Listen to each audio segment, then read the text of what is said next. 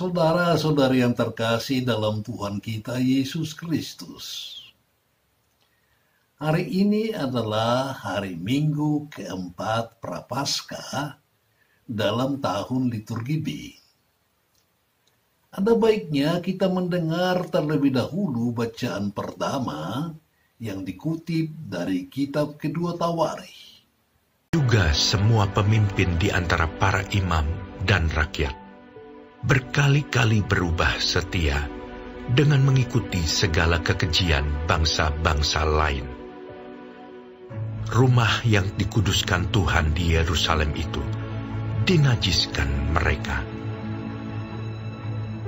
Namun Tuhan Allah nenek moyang mereka berulang-ulang mengirim pesan melalui utusan-utusannya karena Ia sayang kepada umatnya dan tempat kediamannya. Tetapi mereka mengolok-olok utusan-utusan Allah itu, menghina segala firman-Nya, dan mengejek nabi-nabinya. Oleh sebab itu, murka Tuhan bangkit terhadap umat-Nya, sehingga tidak mungkin lagi pemulihan. Tuhan menggerakkan raja orang Kasdim melawan mereka. Raja itu membunuh teruna mereka dengan pedang dalam rumah kudus mereka, dan tidak menyayangkan teruna atau gadis, orang tua atau orang ubanan. Semua diserahkan Tuhan ke dalam tangannya. Seluruh perkakas rumah Allah, yang besar dan yang kecil, serta harta benda dari rumah Tuhan, harta benda raja, dan harta benda para panglimanya, semuanya dibawanya ke Babel.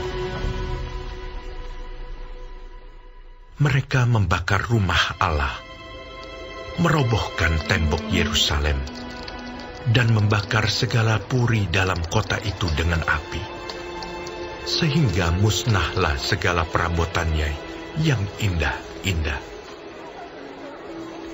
Mereka yang masih tinggal dan yang luput dari pedang diangkutnya ke Babel, dan mereka menjadi budaknya dan budak anak-anaknya sampai kerajaan Persia berkuasa. Dengan demikian genaplah firman Tuhan yang diucapkan Yeremia, sampai tanah itu pulih dari akibat dilalaikannya tahun-tahun sabatnya. Karena tanah itu tandus selama menjalani sabat, hingga genaplah 70 tahun. Pada tahun pertama zaman Kores, raja negeri Persia, Tuhan menggerakkan hati Kores, raja Persia itu, untuk menggenapkan firman yang diucapkan oleh Yeremia, sehingga disiarkan di seluruh kerajaan Kores secara lisan dan tulisan pengumuman ini. Beginilah perintah Kores, raja Persia. Segala kerajaan di bumi telah dikaruniakan kepadaku oleh Tuhan, Allah semesta langit. Ia menugaskan aku untuk mendirikan rumah baginya di Yerusalem, yang terletak di Yehuda. Siapa di antara kamu termasuk umatnya, Tuhan Allahnya menyertainya, dan biarlah ia berangkat pulang.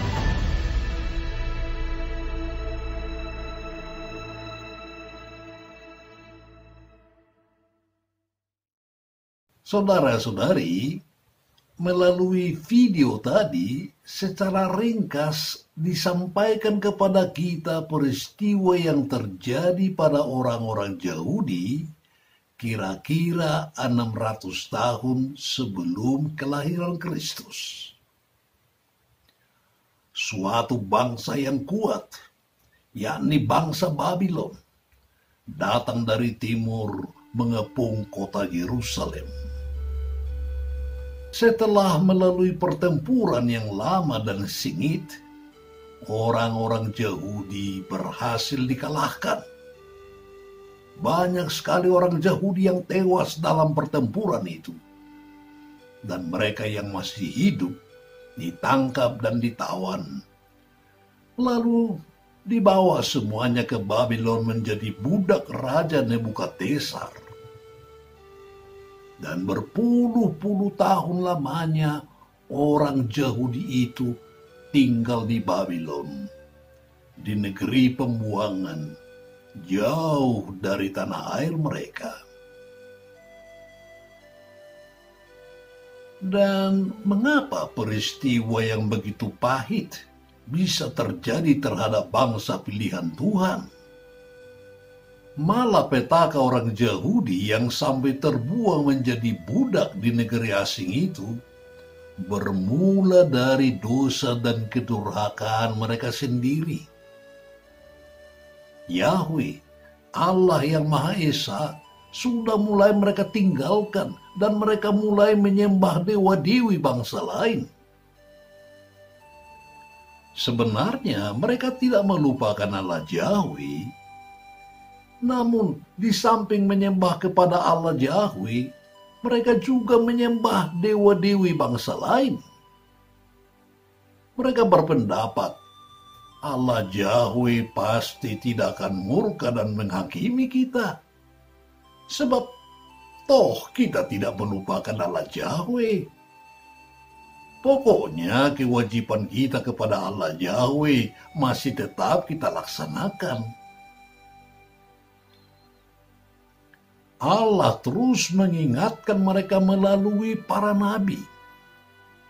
Namun, mereka tidak mempedulikannya. Bahkan para nabi itu mereka lecehkan.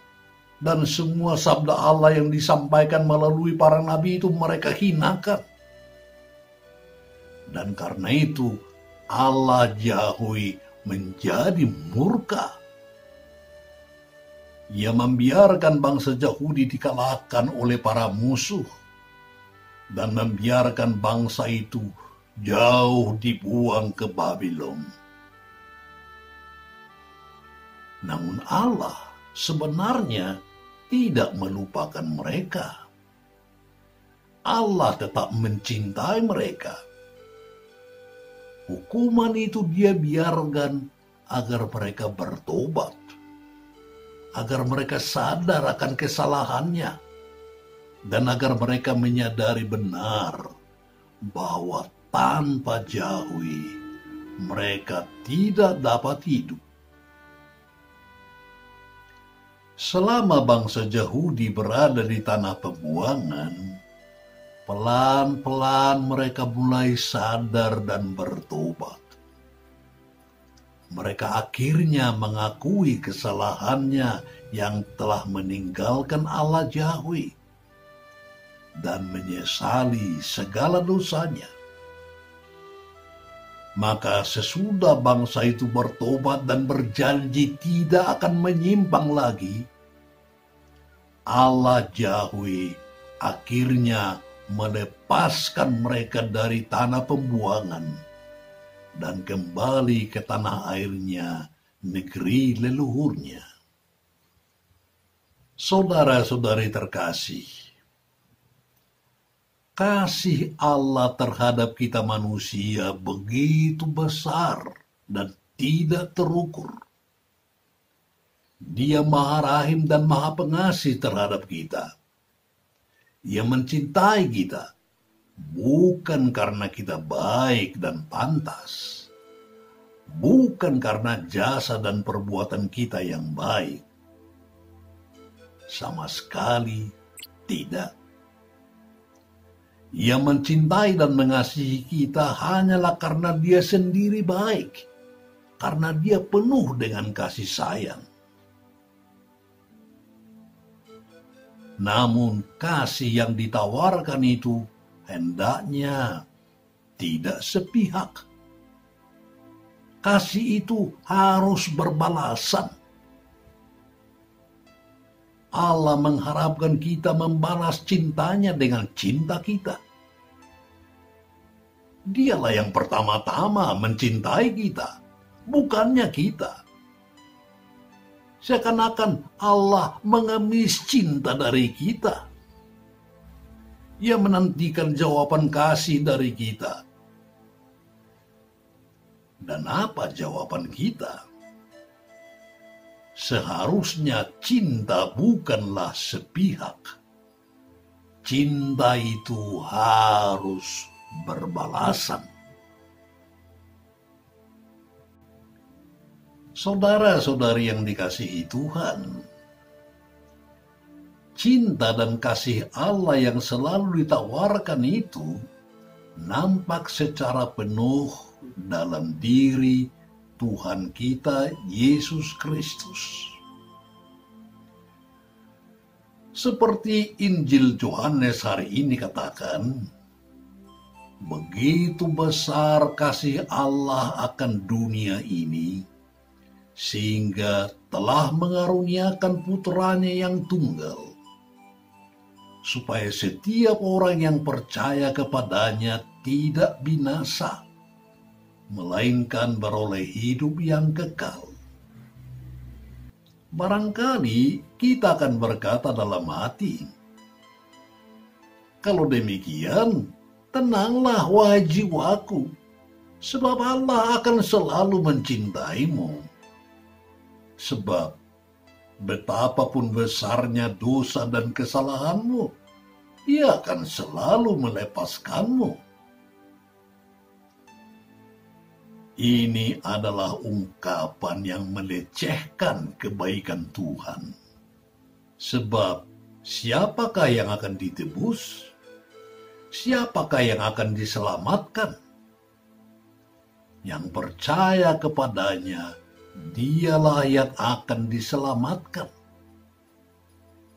Seperti Injil hari ini katakan, barang siapa percaya kepadanya tidak akan dihukum. Barang siapa tidak percaya, ia telah berada di bawah hukuman. Sebab dia tidak percaya dalam nama Putra Tunggal Allah. Yohanes bab 3 ayat 18. Saudara-saudari, apakah kita sudah dapat disebut orang-orang yang percaya?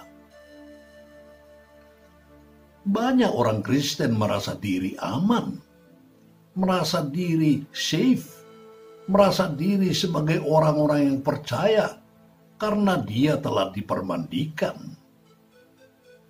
Seakan-akan berkata kepada dirinya, tenanglah wahai jiwaku, engkau sudah mendapat tiket ke surga. Namun itu bukan jaminan. Orang disebut percaya tidak cukup dengan pembaptisan. Orang disebut percaya dalam nama Putra Tunggal Allah tidak cukup hanya dengan mengikuti ibadah, menggunakan tanda-tanda atau simbol-simbol kekristenan.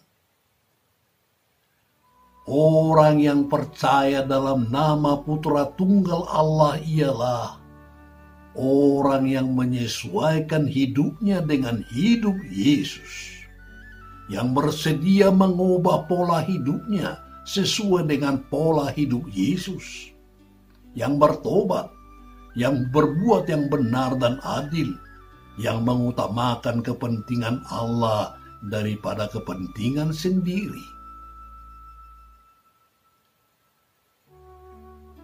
Kita semua merindukan pembebasan dan penebusan. Dalam kerinduan itu, kita akan selalu dihadapkan pada dua pilihan, yakni kegelapan atau terang. Mana yang kita pilih? Pilihan hanya satu. Tak mungkin dua sekaligus. Sebab kegelapan tidak bisa dipertemukan dengan terang. Namun kita manusia sering seperti orang Yahudi mau mempertemukan keduanya itu. Di satu pihak kita tidak ingin meninggalkan Allah. Namun di pihak lain, kita juga ingin menyembah dewa-dewi kegelapan. Masa prapaskah ini adalah bagaikan masa pembuangan di Babylon. Kita diberi kesempatan lagi oleh Allah untuk memperbaiki diri, memurnikan cinta kita kepadanya, bertobat, dan berpaling kepada Allah. Tanpa rahmat Allah, tidak mungkin kita sampai kepada pertobatan sejati. Pace Bene.